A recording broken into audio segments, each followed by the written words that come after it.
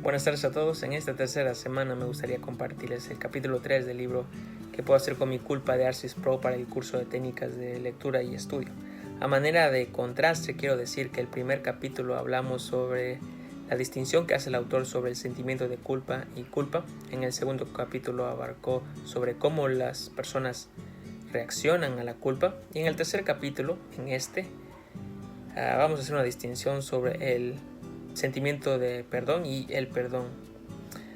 En estos 4 puntos diferentes de la introducción y la conclusión, quiero decir que el autor comienza con una confesión que le hace una joven en medio de una transformación cultural que es revolucionaria sexualmente y que sus acciones de la joven le preocupan.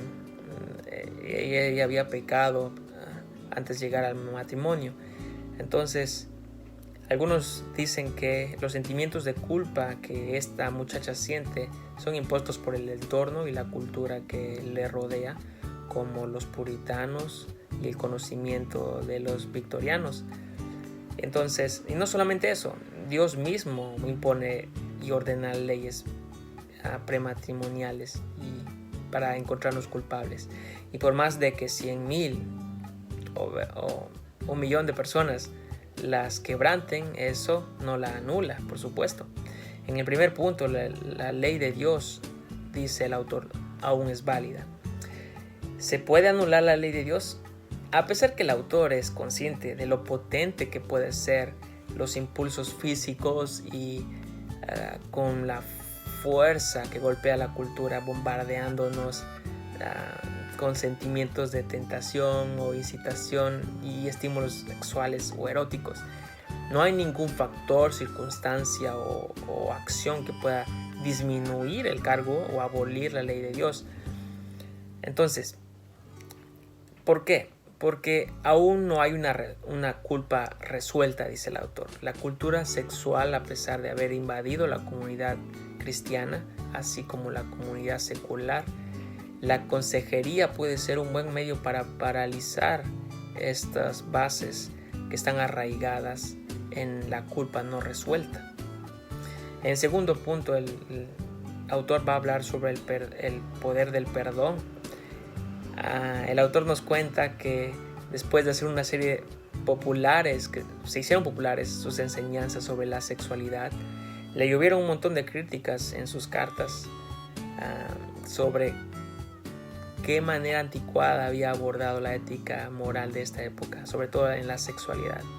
El segundo punto, más bien dentro de este punto, es que su hija, es un testimonio de él, da una vívida experiencia a los 8 años de su confesión de fe, ¿no? Ella es llamada a un santuario, más bien al atrio de la predicación, a dar una declaración formal y pública de su fe, y él se sintió ridiculizado después de haber cuestionado esta fe de ella, ¿no?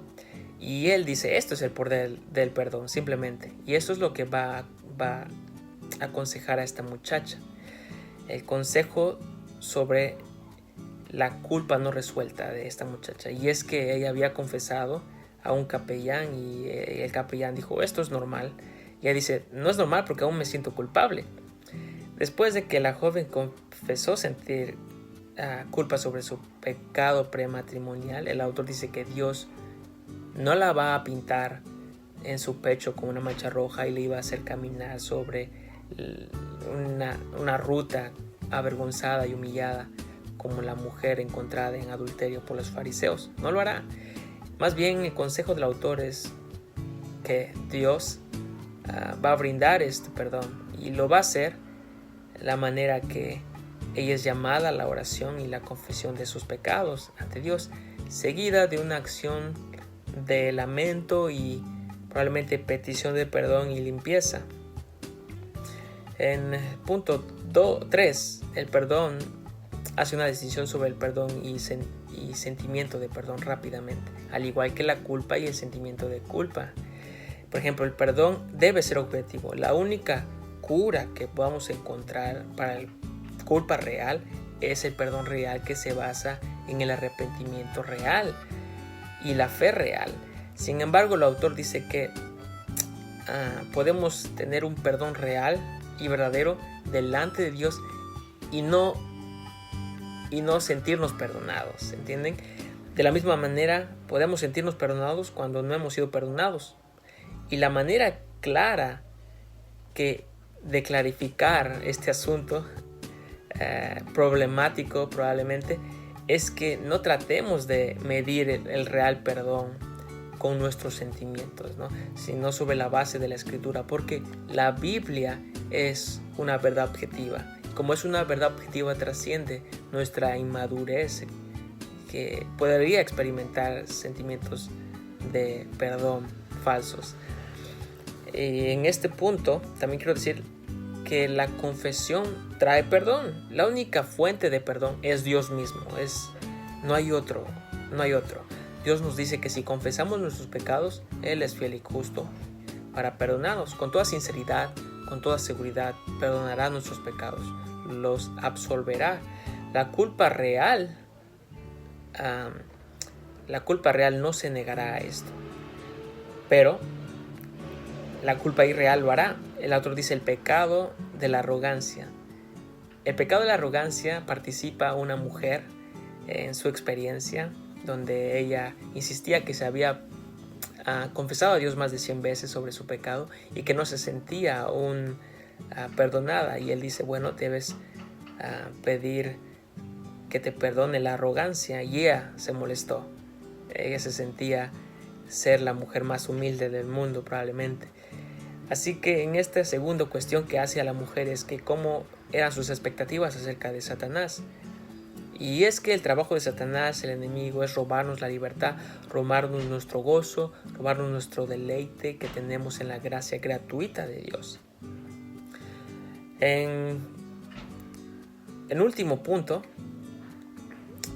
hace una diferencia sobre convencimiento y acusación. Es la diferencia entre el Espíritu Santo y el diablo. Por ejemplo, en convencimiento es cuando la angustia ocasionada por los sentimientos de culpa son causados por el Espíritu Santo y con un propósito que es convencernos sobre el pecado para llevarnos a arrepentimiento y reconciliación con Dios, experimentando el perdón, la santidad y la limpieza de nuestros pecados. Los motivos del Espíritu Santo en este caso son completamente redentores.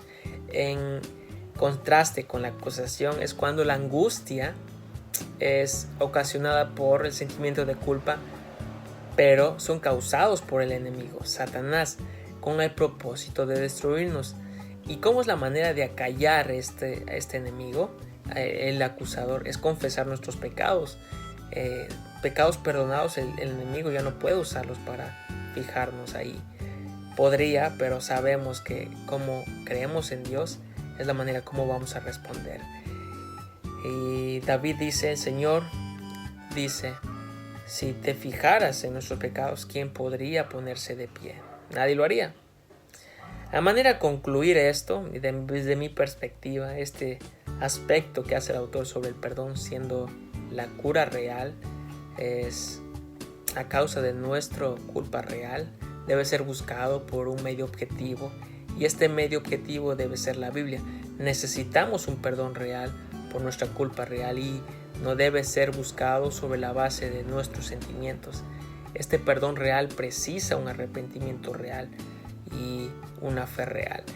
Y solo experimentamos esto por la gracia de Dios y la confesión de nuestros pecados. Esta es la cura.